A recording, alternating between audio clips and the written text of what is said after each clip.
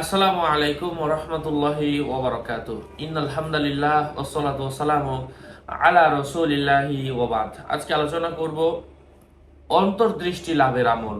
যে আমল করলে আপনি মোটামুটি যে কোনো কাজের ভালো মন্দের বিষয়ে অবহিত হতে পারবেন, বলতে পারবেন যে এটা ভালো অথবা এমুক কাজটা করা ভালো হচ্ছে।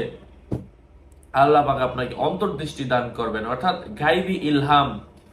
এই আমলটা যদি করেন, যে কোনো কিছু দেখার সাথে সাথে, শোনার সাথে সাথে, বোঝার সাথে সাথে, পড়ার সাথে সাথে আপনার কাছে মনে হবে যে এটাই সঠিক, এটা ভুল।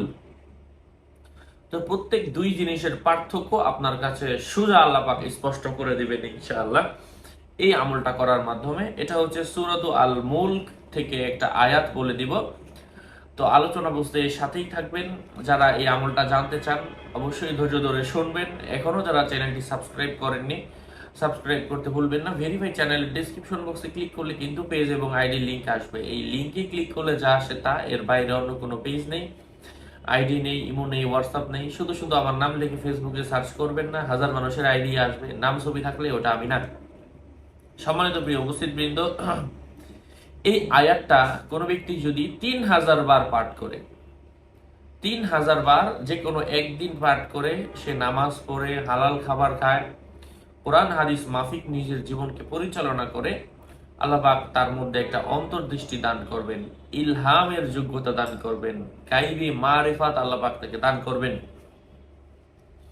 যে মারিফাতের মাধ্যমে, যে গায়বী ইলহামের মাধ্যমে যা থাকার কারণে সে যে কোনো কিছুর ভালো মন্দ সম্পর্কে অবহিত হবে এবং বুঝতে পারবে।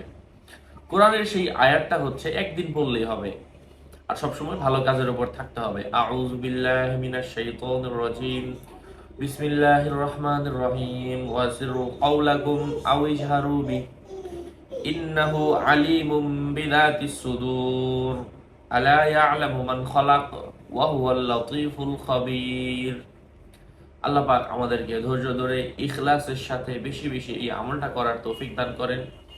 আরো আপডেট পেতে সাথেই থাকবেন। সকলের মঙ্গল, দীর্ঘায়ু ও সুস্বাস্থ্য কামনা করে এখানেই শেষ করছি। দেখা হবে অন্য কোনো এপিসোডে। আসসালামু আলাইকুম ওয়া রাহমাতুল্লাহি ওয়া বারাকাতুহু।